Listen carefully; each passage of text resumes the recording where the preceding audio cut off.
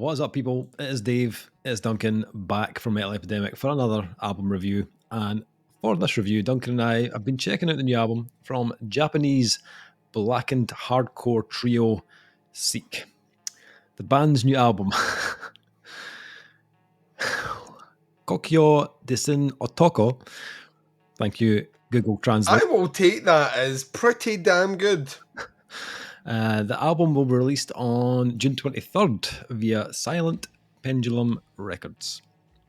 So the new album, translated to English as The Man Dies in His Hometown, is the band's first full-length, despite the band forming more than 20 years ago. That's just insane. Also, just because I could see it in your eyes, Otoko is man. So there you go. Okay. Thank you for that. You work at the rest for yourself. Seek's sound is a dark, raw affair with great emotional depth. Corrosive tones and impatient blasts carry forth woeful riffs of dread and mourning, recommended for fans of everything from Neurosis tormented post-metal to hellish hardcore and newer bands like Hexis and Downfall of Gaia. Silent Pendulum founder Michael Cadnar, who also drums for Downfall of Gaia, states, "I had the pleasure of playing with Seek in Japan the last time I toured there. I was honestly blown away by their music. Fast forward a few years, I asked them if they need help with their new album. I'm very excited to give them a US platform and to share the stage with them again this July." So, Duncan, the summer album of 2023 is here, filled with anthemic bangers, says... Let me put it this way, like, Scotland is currently in what can only be described as a hellacious heat wave, and this is the soundtrack to how I feel about warm weather in Scotland. It really hits the nail right on the head. Yeah, so the new album from Seek... I don't know, like, if I didn't know anything about this band and I hadn't read the press release, I don't know if instantly my mind would have went to Japan, like, straight away. I think, like, once you start to listen to the vocals and the lyrics, then... Well, I was about to say, the vocals in certain bits give it away because there is a kind of more... kind of Japan old, certainly Asian area... accent, but it's not pronounced, but no. it's certainly there. Yeah, I mean, he's singing in the album artwork has a pagoda on it. I mean, that true. He is singing in Japanese as well, so I mean, listen, that's a giveaway. Even the title of the album, and all the tracks in the album are Japanese. But I know what you're thinking. I didn't know any of that. If someone just said, world. "Listen to this song," you know nothing about it. I'm not even going to tell you who the band are, what the album's called.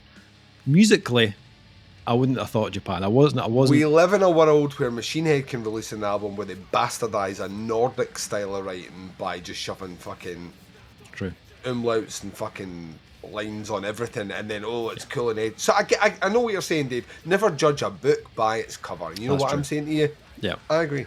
I actually felt musically this was more akin to something from the Danish kind of area of the world.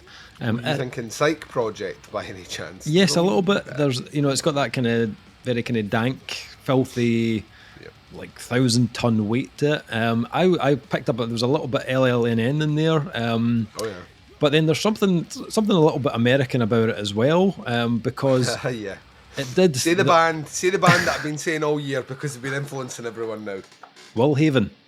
There's so much Willhaven in this, like the best possible way. Like the amount of bands that are just this year, like in the kind of quasi-hardcore genre, like, with their hardcore influences, are just like straight out doing Willhaven shit. Yeah, does my heart proud because they're a band that honestly feel like the redheaded stepchild of hardcore for the best part of 25 years. Yeah. Yeah, like it's the niche people that are like Willhaven, and everyone else is like, "Oh, Willhaven."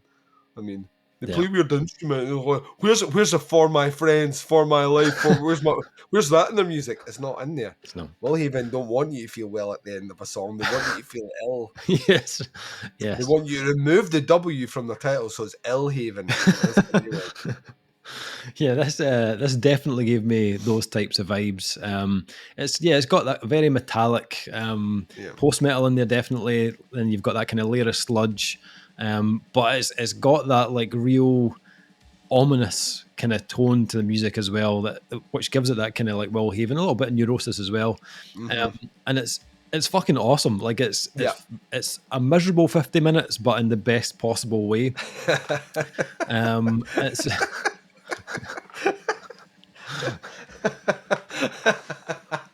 It's like going to dinner with me. It's miserable, but you'll enjoy it. Yeah, it's miserable, but at the end you'll say, you know, that's been an experience that I'm going to write in my diary. Been a memorable day. Yes. This is it feels like it's very, very dense sounding, quite claustrophobic actually to begin with. Like that opening track, Mijitsu. The instrumentation feels really close together. There's no like breathing room in it at all. And I think the production is intentionally quite compact and powerful. So it just hits you with full impact. But what I loved was that, like, unlike like bands like LLNN or Will Haven, these guys aren't just like sitting in within one realm. You know, they're not just sitting within post metal or sludge. They often move into these kind of like kind of blackened hardcore areas, or even there's a little bit of kind of grind in there as well, where they bring the pace right up and the intensity right up with the like blast beats, and there's, you know, furious kind of strumming on the guitars. But that's probably where the Hexis kind of like this comes in. They are from Denmark as well, but there's a lovely kind of dropout in that track about 4 minutes in, where they do start to show a bit more kind of dynamics in their sound. They start to bring in some clean guitars for a bit of texture and a bit of atmosphere, and also a little touch of the clean vocals in there as well, which I wasn't expecting. And that kind of added this new layer to the sound. It's a bit more kind of haunting sounding. And although they don't sound like this band, I kept getting like almost like a hint of like Gaia a little bit. And they're not this is not a black metal band, but there was something kind of similar, albeit kind of much rawer and a more kind of grimy version of it. As a kind of, we associate that kind of melody with bands that transition from black metal into something else. Like that whole host of bands that started off doing the scariest lo-fi shit ever that are now doing like the not happiest, but the most emotional folksy shit ever, and you're like, how did you go? How There's moments in here where you get hit with something, you're like, oh, fucking hell, you know, separates everything out like dropping oil on the top of water. It just like fucking splits everywhere. Yep, true. And I think although the album does keep a consistent kind of menacing tone throughout, I think each track does give you a slightly different kind of side of their sound, with kind of some genres coming more to the forefront than others. So you've got like Shinkai, which is giving you that kind of hardcore loaded, that Will Haven kind of brutality with this really bleak, sinister backdrop, which makes you feel quite uneasy. Or Kuroi Ami, kicking off with something kind of doomy and kind of clean, but then slowly leading into this kind of blackened, almost like a blackened grindcore kind of frenzy, which is like super intense and really, for me, really kind of showcased how tight the drumming is from Yuki, like just unbelievable drumming skills. As does Ikeuto,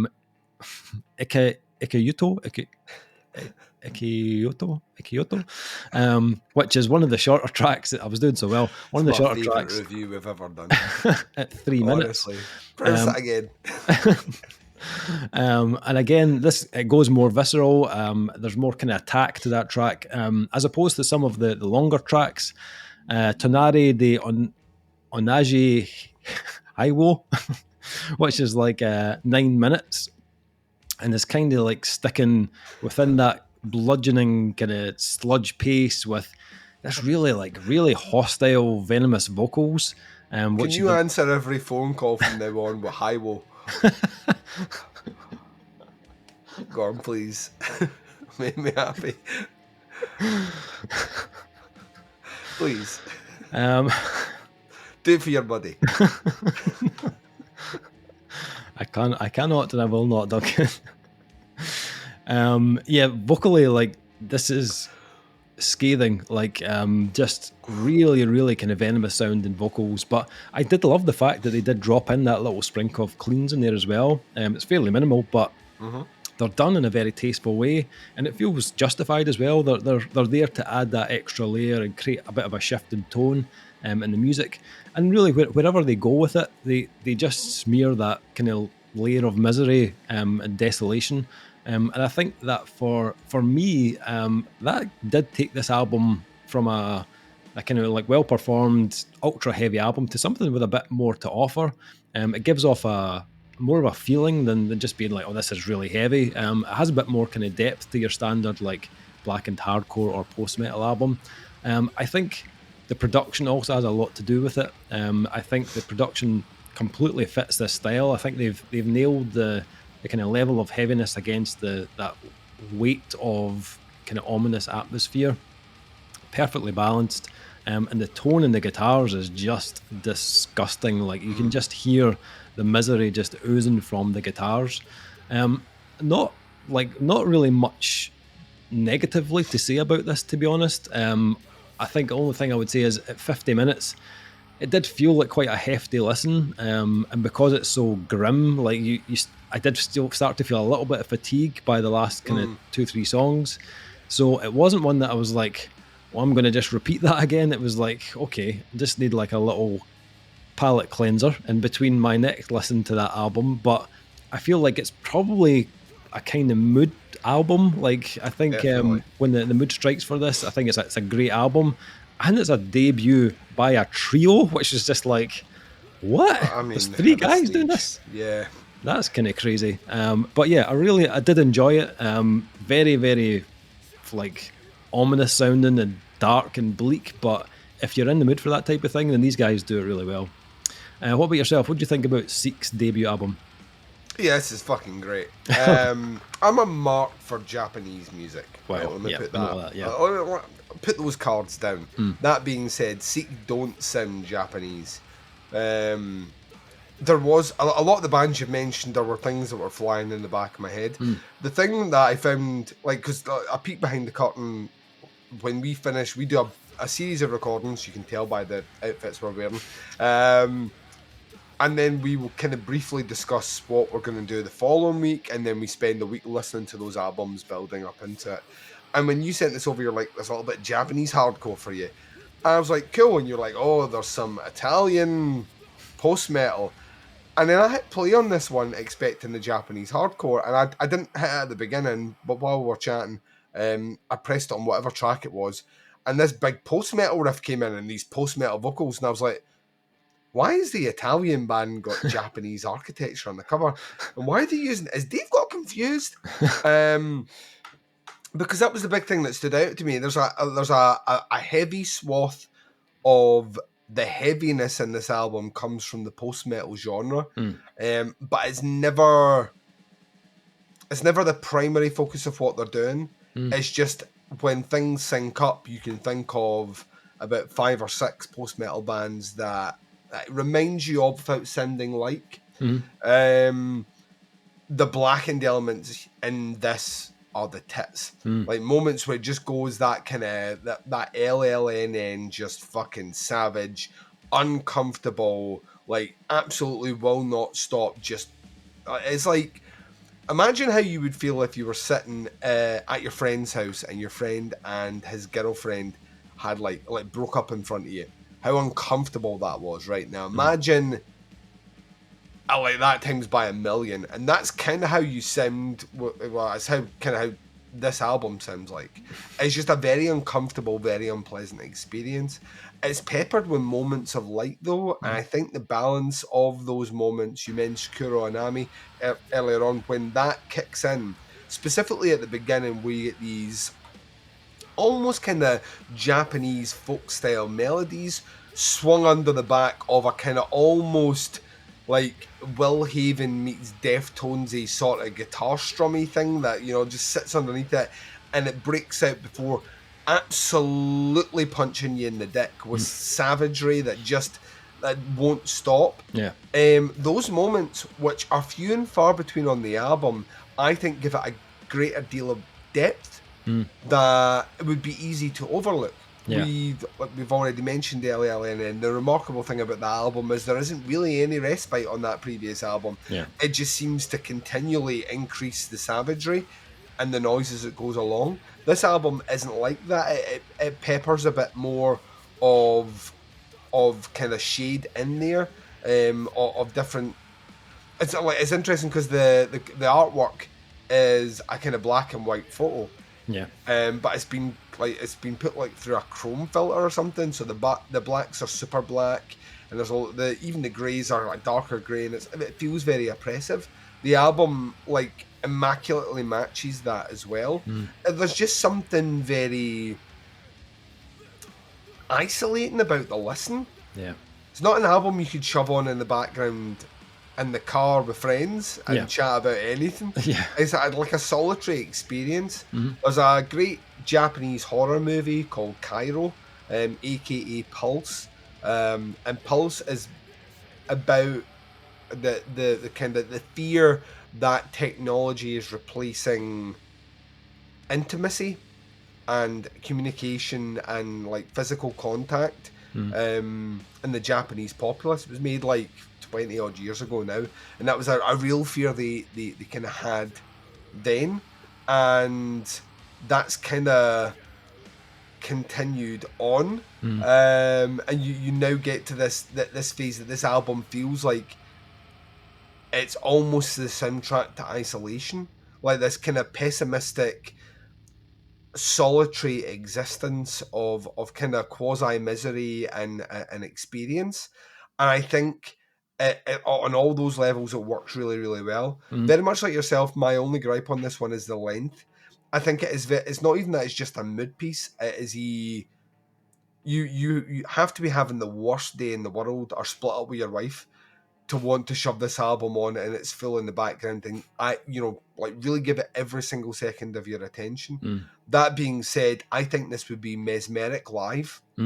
Yeah, you know what I mean? I think 3 people playing this live, you'd be locked in. The production is fucking incredible. It's cold and it's dark, and it's once again it's the colours of the album artwork. It's greys and blacks, and it just has that mechanical feel to it without sounding like a machine's written it.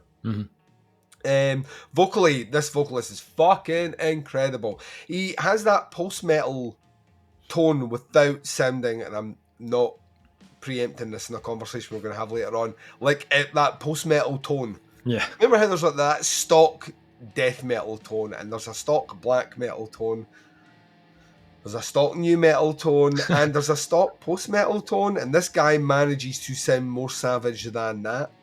And I think that's what pulls it out. I think the emotion that he actually gives in some of the tracks as well adds a bit more weight and clout to it. So it's an extra dynamic in here.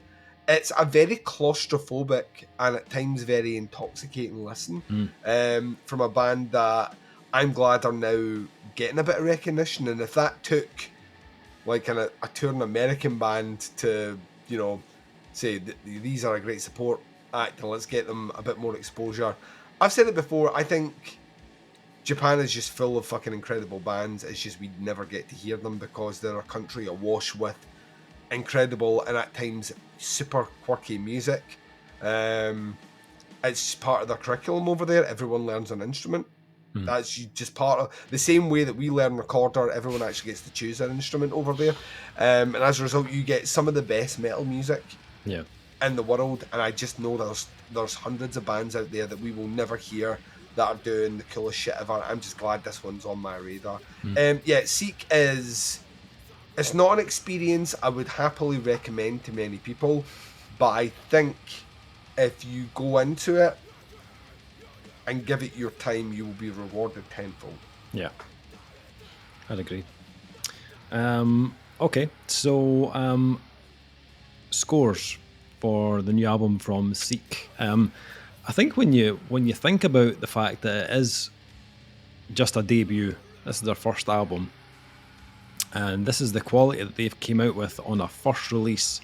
And when you look at, like, we mentioned a band like Willhaven who have, what, 5, 6, 7 albums, something like that. And like this is not miles apart from the kind of quality of a band like Will Haven. I think a little bit maybe too long for me. I think it was just getting a little bit towards the end and maybe had too much. But I think when the mood strikes on this one, I think it's a really, really well done album. I'm going to go 4 out of 5 on this one. What about yourself? What are you thinking?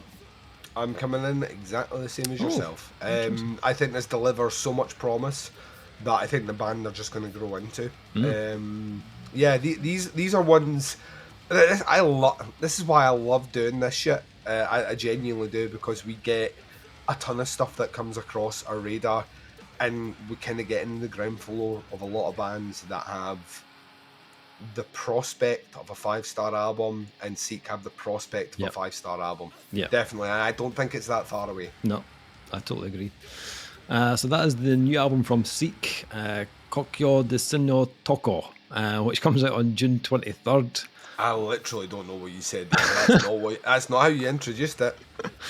It's different every time, Noggin. That's the beauty of it. Silent Pendulum Records are putting out links below to the band, to the pre-order and Bandcamp.